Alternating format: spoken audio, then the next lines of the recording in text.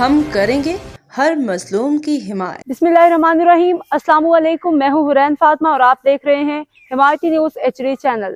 نظر ڈالتے ہیں آج کی اہم خبروں پر۔ مجیب الرحمان المانی اپنے والد محترم کے ساتھ عمرے کی سعادت حاصل کر رہے ہیں۔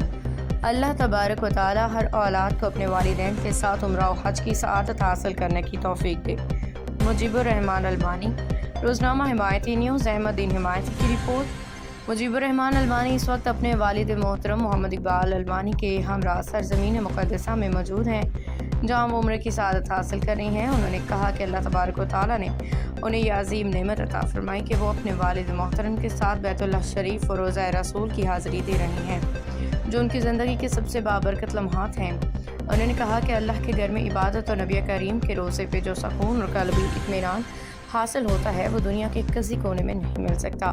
مجیب الرحمان المانی نے مزید کہا کہ وہ تمام مسلمانوں کو یہ پیغام دینا چاہتے ہیں کہ وہ اپنے والدین کے ساتھ قرب الہی حاصل کرنے کی کوشش کریں، کیونکہ والدین کے ساتھ عبادت میں جو برکت اور رحمت ہے وہ بھی مثال ہے۔